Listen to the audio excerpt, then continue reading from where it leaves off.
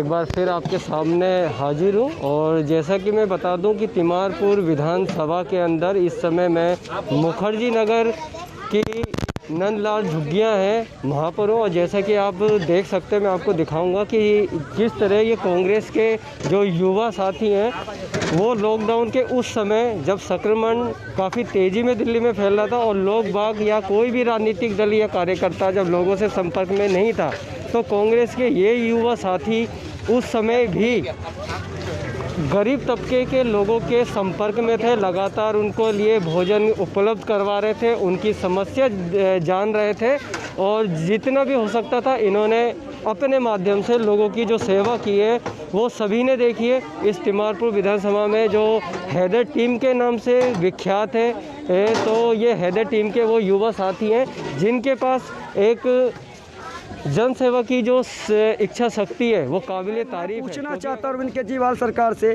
कितने मोहल्ला clinic active हैं? 2 बार गए विधायक के पास, तो वो जो काज करता रहता है ना बेटा, वो भगा देता है, कहते जाओ जाओ अभी बीमारी है, किस लिए आए हो, बाद में देखा जाएगा। तो बाद में मैं मर जाऊंगी तो कौन देखने वाला है? भागो भागो जाओ, खड़े हो, भागो भागो भागो।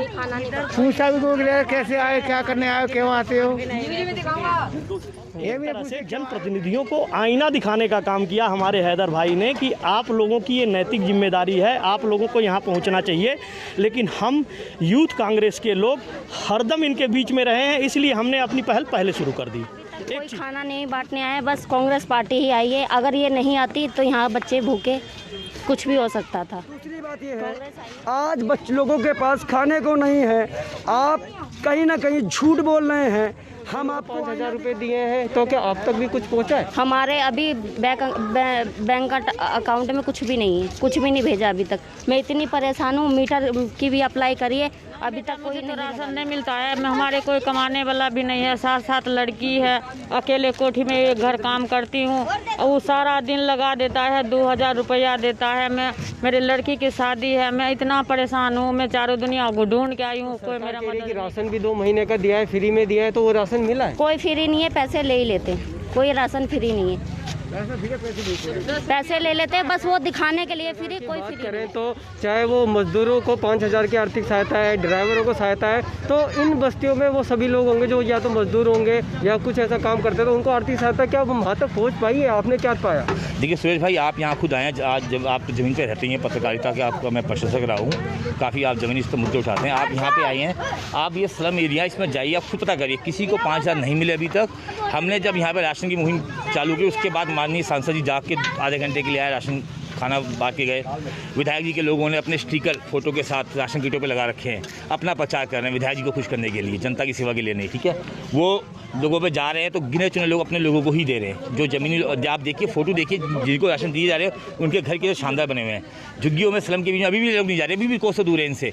तो मैं इनसे ये कहता हूँ कि आप अगर आपसे भी अपील है, जितने भी मीडिया के साथी हैं, आप मुद्दा उठाएं और इनको जो जनप्रतिनिधि हैं, जो भी इनको इनकी जिम्मेवारी का एहसास दिलाएं कि लोगों के बीच जाएँ। लोग बहुत परेशान है, सब बहुत परेशान है। सुरेश भाई, आपसे ज़्यादा बेहतर कौन जानता है कि लोग कितने ज़्यादा इस टाइम पीड़ित हैं।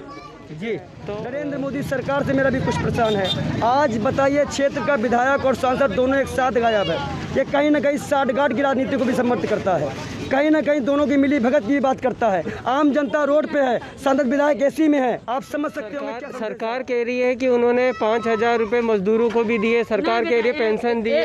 नहीं बेटा, 1 रुपया नहीं, झूठ बात है ये। मुझे 1 रुपया नहीं मिला है, न खत्ते में न कुछ में। मैं बार बार चेक करने जाती हूँ जो थोड़ा बच्चे के सब्जी पानी हो जाए, कुछ राशन पानी हो जाए।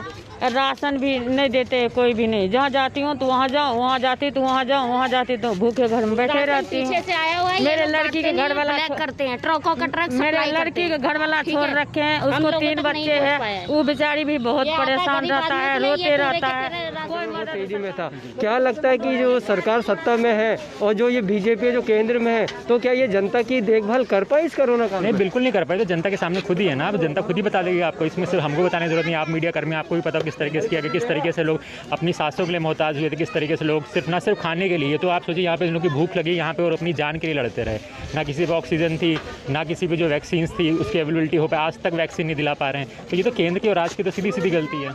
देखिए कम से कम दिल्ली के मुख्यमंत्री अरविंद केजरीवाल जो बेटे हैं, जो कहते हैं कि इन माता बहनों के वो बेटे हैं और वो बेटे की जिम्मेदारी कहीं ना कहीं पूरी नहीं की जा रही उनके विधायकों द्वारा और विधायकों का काम संभालने वाले वो पदाधिकारियों द्वारा, जिनकी बात ये जनता कर रही है, ये माता बहनें कर रही है कि इन्हें राशन जो फ्री कहते हैं वो फ्री नहीं है, राशन की काला बाजारी चल रही है और भी ना पेंशन है ना आर्थिक सहयोग है। और हो सकता है कि सरकार की योजना इन तक नहीं पहुंच पाई, उसके बड़ा कारण है क्योंकि शायद ऑनलाइन चीज़ें प्रक्रिया लोगों को नहीं समझ में आती, लोग इतने पढ़े लिखे नहीं है, इतना नहीं जानते कि किस तरीके से उस काम को उस योजना को लिया जाएगा। तो काफ़ी जो समस्या है वो ये है कि सरकार को बड़े आसान तरीके से लोगों तक पहुँचना चाहिए, उनके कार्यकर्ताओं को पहुँचना चाहिए। सरकारें केवल ब्रांडिंग की सरकार है, चाहे वो केजरीवाल जी की सरकार हो चाहे माननीय मोदी जी की सरकार हो। ये लोग जितना ज़्यादा एडवर्टाइज पे खर्च करना चाहते हैं वो एडवर्टाइज से ही जनता का दिल जीतना चाहते हैं, ज़मीनी स्तर पे उतर के कोई भी काम करना नहीं चाहते।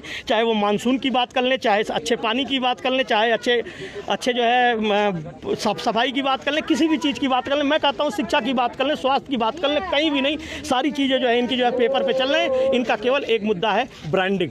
जितना ज़्यादा आप अपने आप की फ़ोटो जो है जगह जगह लगवाएंगे, जगह जगह अपने स्लोगन जो है जो कहते हैं ना कि सिनोनिम्स बोलते हैं अंग्रेजी में उसको, अनुप्रास टाइप कि मतलब किसी शब्द को किसी शब्द से जोड़ो तो थोड़ा भावुक हो जाता है, तो लोगों को इसी भावना में बहका के इनसे इनका वोट लेके इनसे आम आदमी बन के खास आदमी बन के बैठे हो। आप आम आदमी बन के वोट लिया, खास आदमी बन के बैठे हो, अच्छे से अच्छे मतलब लोगों तक राशन पहुँचा नहीं पहुँचा? नहीं।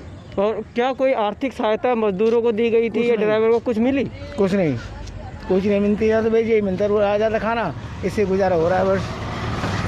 तो आप जी अब कोरोना काल के अंदर से महामारी का ही डर नहीं है, उससे भी बड़ा डर जो है वो है भूखमरी से। आर्थिक स्थिति जनता की खराब हो चुकी है और ये दिल्ली के लिए, दिल्ली के शासन के लिए ये एक गंभीर चैलेंज भी होना चाहिए कि इन जनता को जो टूट चुकी है, आर्थिक रूप से टूट चुकी है, उनको वो किस तरीके से पुनर्जीवित करेंगे, कैसे इन तक वो सहायता पहुँचे जिसका सरकार दावा करती है। तो अब हम चाहेंगे आपसे अलविदा कहना, और जैसे कि टीम हैदर ने अपना काम किया, लगातार खाना बांट रहे हैं और इस कड़ी के अंदर वो लगातार लोगों तक पहुंच रहे हैं, उनकी समस्या सुन रहे हैं। तो बहुत बहुत शुभकामनाएं पूरी टीम को और आशा करते हैं कि बाकी के दल के लोग भी बिना राजनीतिक छींटाकशी किए लोगों के बीच जाए, उनकी समस्या सुने और कहीं जहाँ तक हो सकता है उन तक सहयोग पहुँचाए। तो नमस्कार, इजाज़त चाहूँगा। मैं सुरेश कश्यप, फिर मिलेंगे एक अन्य खबर के साथ।